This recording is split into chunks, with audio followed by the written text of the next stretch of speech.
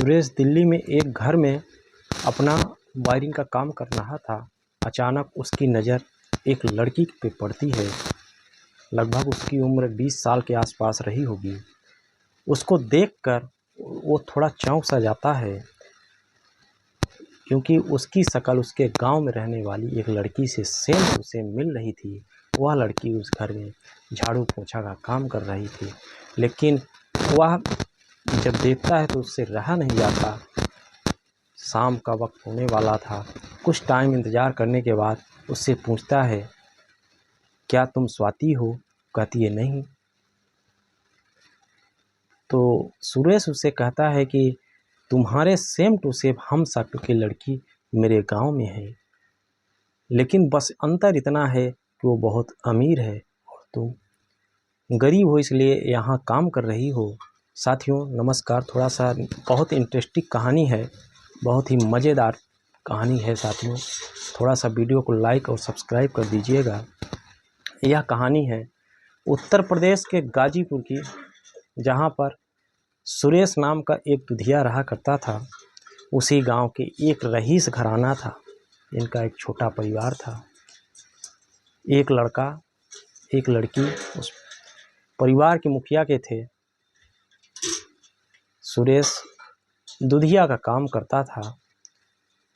सुरेश उनके घर अच्छी खासी उनकी खेती बाड़ी का भी काम होता था। तो सुबह सुबह जाता और दूध देकर फिर उसके बाद आगे घरों में जाता था। लेकिन साथियों उसकी एक क्वालिटी थी कि बोलने में बहुत बातूनी था। सुरेश उस घर में कभी कभी वह पानी मिला के दूध दे देता था। उस घर में जो स्वाति थी बहुत ही नटखट का स्वभाव की थी। जब कभी ये पानी मिलाकर सुरेश दूध देता तो वो आकर सुरेश से लड़ झगड़ कर कहती, बताओ तुम दूध वाले भैया, भैंस तो कभी पानी मिला के दूध नहीं देती, फिर तुम क्यों मिला के देते हो। तमाम दोनों की आपस में झिकझिक भी होती।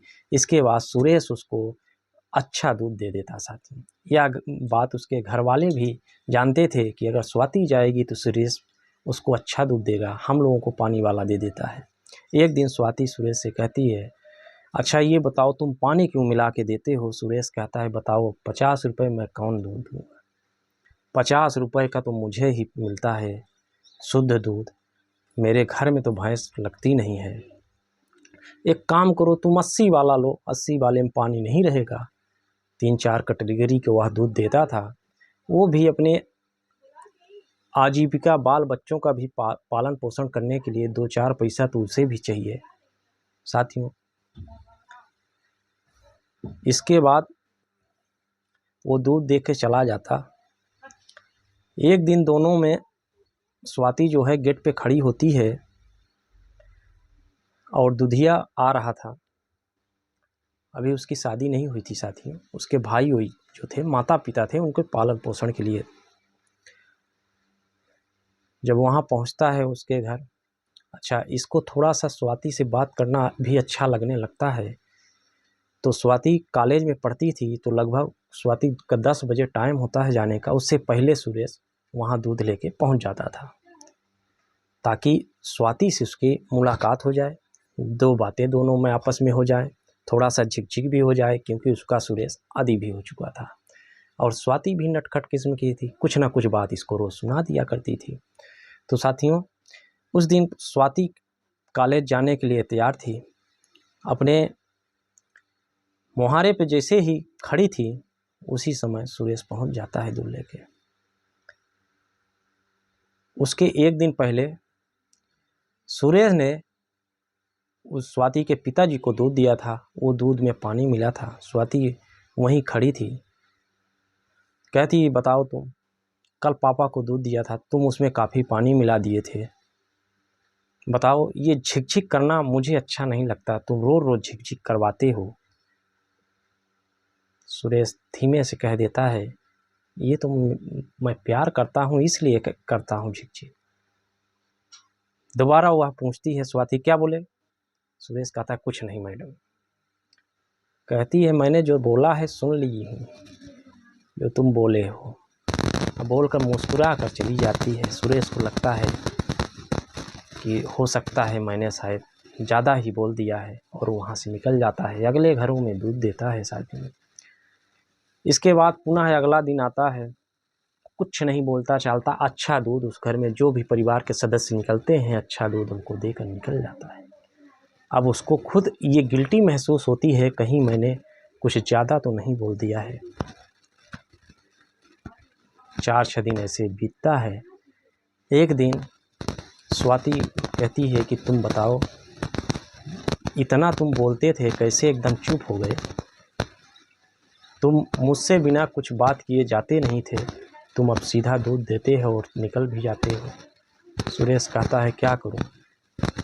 मैं सोचता हूं किसी के दिल दुखाने से अच्छा है कि मैं ना ही बोलूं तो अच्छा है। तो स्वाति कहती है हाँ, अगर दिल दुखाने वाली बात होगी तो वो तो ख़राब ही होगी। इसके बाद सुरेश वहाँ से निकल जाता है।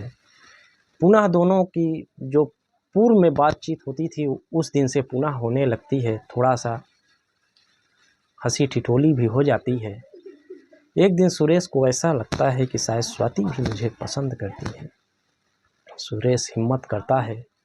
क्रम चल रहा था आने जाने का, मिनट 2 मिनट दोनों का बातचीत हो रहा था। सुरेश को ऐसा लगता है शायद स्वाति भी मुझसे प्यार करती है। तो एक दिन वह लव लेटर लिखता है। प्रिय स्वाति जी, मैं आपसे बहुत प्रेम करता हूँ। कुछ चीज़ें और ऐड अपने तरफ से तमाम चीज़ें लिखकर स्वाति को जब दूध देने का टाइम होता है, जैसे स्वाति एक गंजा लेके आती है, दूध के साथ वह लिफाफा प्रेम पत्र पकड़ा देता है। स्वाति पूछती है ये क्या है? बोलता है कि ले लो, टाइम मिले तो देख लेना। अब उसकी धक धक भी कर रही है, सामने तो बात करने की हिम्मत नहीं होती क्योंकि बहुत रईस घराना था, गरीब लड़का दूध वाला। स्वाति उसको लेके चली जाती है।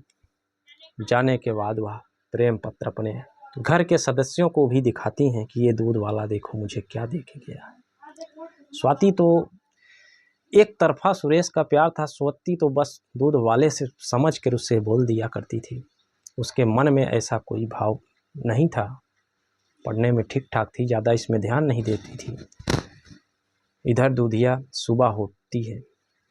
सुरेश आज सोचता है कि चलो शायद कुछ जवाब हाँ में ही आ जाए। तमाम मन के विचारों में उथल पुथल हो रही है उसके। पहुंचता है, उसके स्वाति के पिताजी निकलते हैं। जब गेट से निकलते हुए उनको देखता है, उनका मिजाज आज गर्म हुआ है, तो समझ तो जाता है सुरेश की मैटर कुछ लगता है गड़बड़ हो गया सा। अब वो जब आ रहे हैं तेजी से दौड़े दौड़े इसके पास पहुंचते हैं। क्यों रे दूध वाला, तूने क्या कल मेरी बेटी को दिया था? अरे भैया, अब सुरेश के तो पसीने पसीने फूट रहे हैं, गलती भी किया था। तो प्रेम पत्र देता है दूध के साथ। 2-4 लपड़ जड़ दिए जाते हैं। साले कभी इधर उधर दिखना नहीं। लेकिन जो स्वाति के पिताजी थे गुस्से में तो दे दिए जो देना था, लेकिन कहते हैं कि तू बहुत गरीब है, मैं तुझे पुलिस के हवाले तो नहीं करूँगा, इसलिए कि तेरे धंधे से तेरे परिवार का गुजर बसर चलता है, इसलिए मैं तुझे छोड़ रहा हूँ। लेकिन एक वार्निंग दे रहा हूँ कि जो मेरी बेटी के साथ किया है, अब आज के बाद तू इस क्षेत्र में कहीं दिखाई न देना। साथी जो अड़ोसी पड़ोसी हैं वो वहाँ से उसको भगा देते हैं। जो कुछ पैसे होते हैं दूध का ईमानदारी के साथ उस सुरेश को दे दिया जाता है, उसके साथ बेईमानी नहीं की जाती।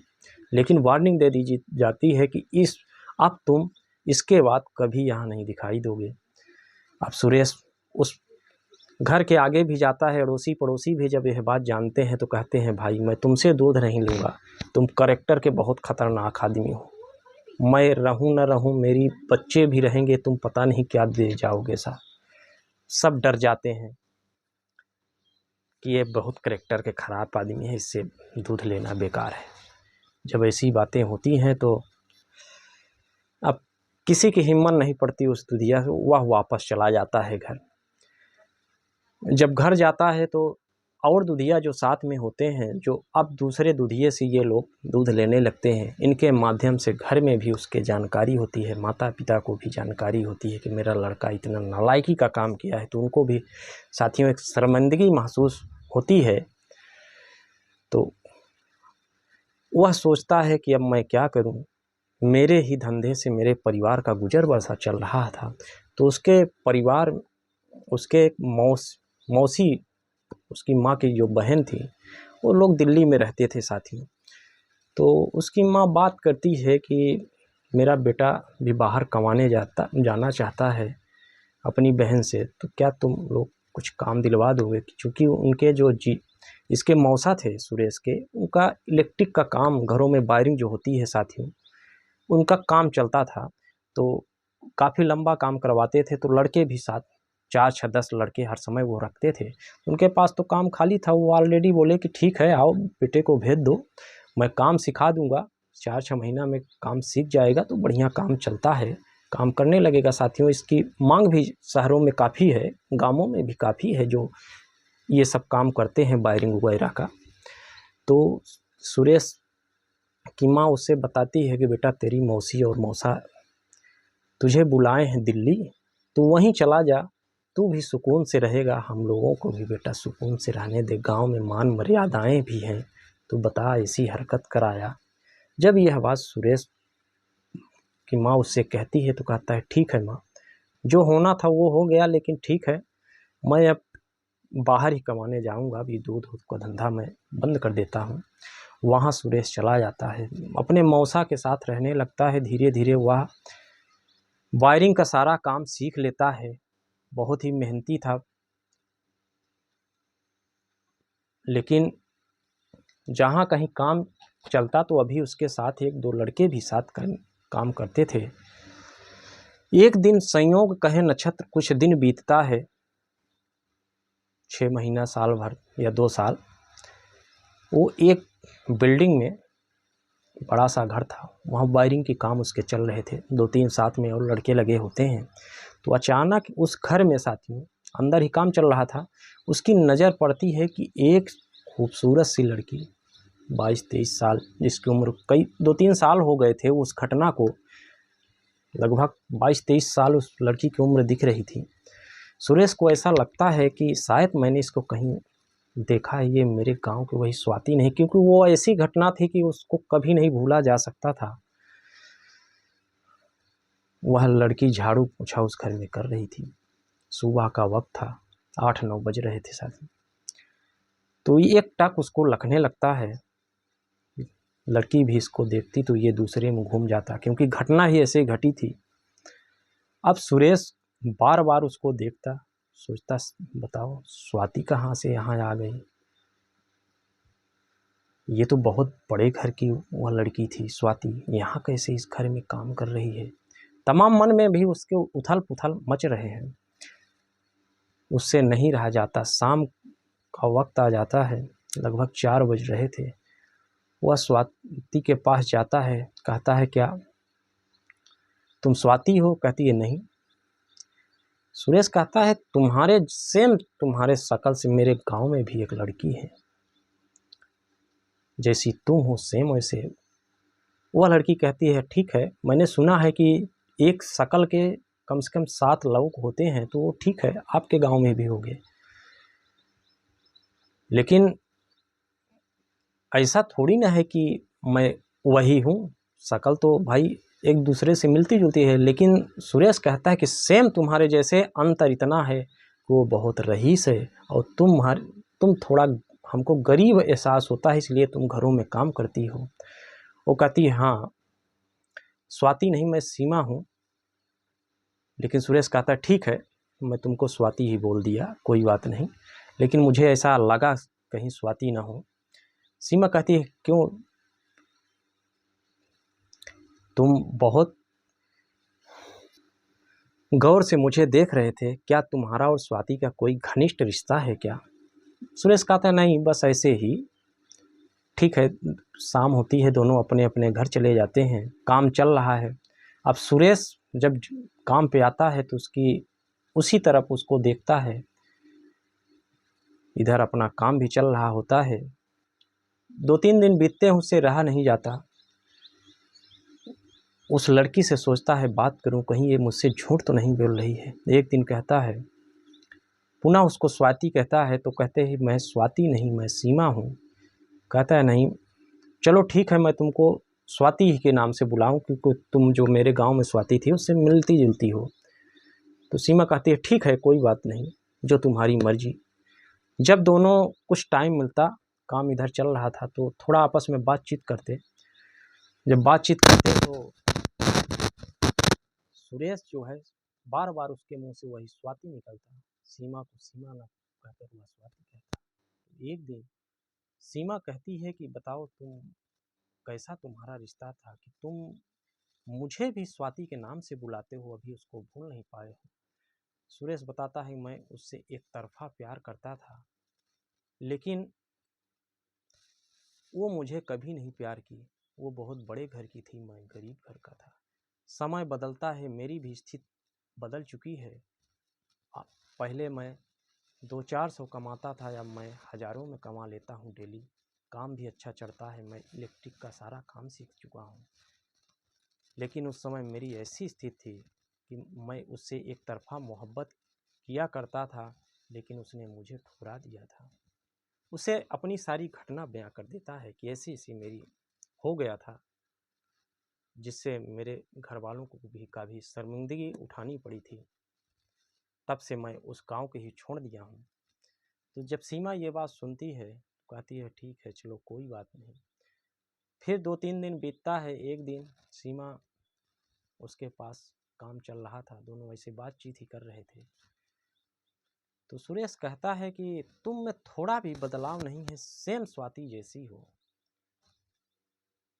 लेकिन पता नहीं क्यों अब कैसे तुम यहाँ आ गई तो सीमा टूट जाती है। कहती है सुरेश, तुम बिल्कुल सही पहचान रहे हो, मैं सीमा नहीं स्वाति ही हूँ, लेकिन क्या करूँ, मेरी परिस्थिति ने मुझे यहाँ ला दिया है। तब सुरेश थोड़ा सा चौंक सा जाता है, क्योंकि जिस रहीसी और ठाट वाट को उसने सीमा को देखा था, जिस रहीसी में स्वाति को, आज वो कुछ नहीं है। वो दूसरे के घरों में, जिसके घर में खुद 1-2 नौकर रहे, वो दूसरे के घरों में बर्तन मांजे, उसको भी अचरज होता है। स्वाति सारी घटना सुरेश से बताती है कि सुरेश, जो हुआ था उसमें मेरी ही गलती थी। जो तुम लेटर दिए थे, मैंने अपने माता पिता को वह दिखा दिया था। मैं तुमसे उस समय प्यार नहीं, एक ऐसे ही भाईचारे के नाते बातचीत करती थी, लेकिन तुमने उसको कुछ और ही समझा था। लेकिन जो भी हुआ, मैं उसके लिए तुमसे गलती मेरी है। मैं चाहती तो उसको दबा भी सकती थी, लेकिन उसके लिए मैं माफ़ी मांगती हूँ तुमसे। सुरेश कहता है चलो हो गया, जो बीत गया सो बीत गया। तुम अपना बताओ कि तुम इस परिस्थिति में कैसे आ गई।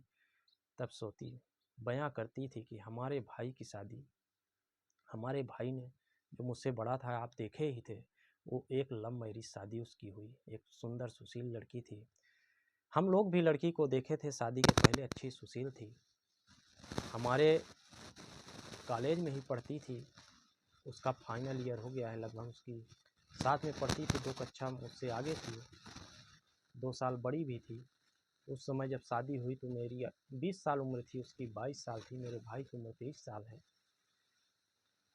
जब शादी हुई, पहले तो वो बहुत सुंदर और सुशील थी। घर में आई तो हम लोगों को परेशान करने लगी, और जो घर था, खेत बाड़ी थे, पिताजी ने भाई के नाम कर दिया था, वो सब लेकर अलग हम लोगों को अलग कर दिए और अलग रहने लगी। ऐसी परिस्थिति आई कि हम लोगों को ये काम करना पड़ रहा है। अब हम लोग बेसहारा हो गए हैं। पिताजी ने कहा कि घर में विवाद से अच्छा है कि हम लोग ही बाहर निकल जाएं। बेटा तो आखिर अपना ही बेटा है। ठीक है, आज बहू हम लोगों को निकाल रही है, कोई बात नहीं, शायद एक दिन समझ में आई। मेरे मामा यहीं दिल्ली में ही रहते हैं, वो यहीं नौकरी करते हैं। तो मामा ने कहा ठीक है, आप लोग आ जाइए। तो मैंने सोचा, माँ और पिता से कहा कि आप लोग भी बुजुर्ग और बूढ़े हैं, ऐसे बैठकर मामा मामी के यहाँ रहेंगे तो अच्छा नहीं रहेगा। कुछ मेरी, अभी तो मैं पढ़ भी रही हूँ, साथ में अगर कहीं कुछ काम मिल जाए तो काम भी करूँगा। कॉलेज परीक्षा देने कॉलेज चली जाऊँगी, नहीं तो एनी टाइम खाली रहूँगी तो कुछ कहीं काम करूँगा तो 2 पैसा आएगा तो वो मेरे पढ़ाई लिखाई में काम करेगा। और आप लोग जो माता पिता हैं, कभी दवा ववा में पैसा भी लगी जाएगा तो अपने ही पैसे से काम चलेगा, क्यों किसी पे बोझ बने। इसलिए हम लोग यहाँ आ गए और मैं यहाँ थोड़ा सा घरों में काम कर लेती हूँ, जिससे कुछ खर्चा मिल जाता है। जब यह आवाज़ सुरेश सुनता है तो बहुत भावुक से हो जाता है सर। जिस लड़की को वह बेइंतहा प्यार किए कर रहा था, वो लड़की इस निर्धन सी हालत में उसको मिलती है तो भी कहता है कि अगर तुम इससे भी गिरी हालत में मिलती मैं तुम्हें अपना लेता। स्वाति, जो अब तुम्हारी परेशानी है वो मेरी भी परेशानी है। स्वाति अपने पूर्व में किए गलतियों की माफ़ी भी मांगती है। सुरेश कहता है ठीक है, जो होना था वो हो गया। अब स्वाति कहती है कि तुम भी मुझे पसंद, उस घटना के बाद से कुछ दिन बाद मुझे एहसास हुआ कि तुम भी मुझे पसंद आने लगे हो। मैं कई बार चाहती थी कि तुमसे मिलूं, लेकिन तुम मिले ही नहीं। मैं तुम्हारा कई दिनों तक इंतज़ार की कि किसी न किसी दिन इस रास्ते से तुम गुजरोगे, लेकिन तुम्हारी कोई खोज खबर नहीं मिली। सुरेश सारी बताता है कि मैं उस घटना के बाद कहाँ कहाँ कैसे यहाँ पहुँचा। इसके बाद स्वाति कहती है ठीक है, चलो आज मैं तुम्हें अपने माता पिता से मिला। काम ख़त्म हो जाता है, दोनों जाते हैं, स्वाति के माता पिता से मिलते हैं। स्वाति अपने पिताजी को से जब मिलवाती है तो देखते हैं पिताजी उनके हाथ जोड़कर खड़े हो जाते हैं। कहते हैं बेटा माफ़ करना, समय और परिस्थिति बदलती रहती है, लेकिन उस दिन जो मैंने किया हो सकता है कि वो गलत नहीं होगा, क्योंकि कोई भी बेटी का पिता ये नहीं चाहेगा जो तुमने हरकत की थी। सुरेश भी कहता है पिताजी मैं भी उसके लिए माफ़ी और शर्मिंदा हूँ, माफ़ी चाहता हूँ, भूल बस मैंने कर दिया था, लेकिन जो हो गया अब उसको भूल जाइए। दोनों आपस में बैठते हैं, चाय वो का जो सिस्टम रिवाज होते हैं साथियों, मित्र यार के आने पे चाय वो पीते हैं। इसके बाद दोनों एक दूसरे को पसंद करते थे। स्वाति भी अपने पिता से कहती है पिताजी मैं भी अब सुरेश को पसंद करती हूँ, सुरेश मुझे बहुत अच्छा लगने लगा है। इसका जो बातचीत का तरीका था, उस समय तो मैं सामान्य ही तरीके से बात करती थी, लेकिन उस घटना के बाद मुझे ये काफ़ी पसंद आने लगा था। उसके पिता भी समझते हैं कि स्थिति भी मेरी ख़राब है, लेकिन आज सुरेश अपने जिस मुकाम पर है तो वो मेरी बेटी के लिए शायद बहुत अच्छा लड़का है, क्योंकि पैसे भी कमा रहा है। हर परिवार को यही चाहिए कि बेटी जहाँ शादी हो, घर बार अच्छा हो, लड़का कमाने वाला हो, इससे बढ़िया क्या हो। दोनों आपस में इनकी शादी करा दी जाती है। साथियों 3 साल हो गए हैं, दोनों परिवार अच्छे से गुजर बसर कर रहे हैं और जीवन यापन बढ़िया अपने अच्छे से, अपनी खुद का काम है, ठीक ठाक काम भी शहरों में चल रहा है। अब क्या चाहिए साथियों, थोड़ा सा वीडियो को लाइक और सब्सक्राइब कर दीजिएगा मित्रों। नमस्कार।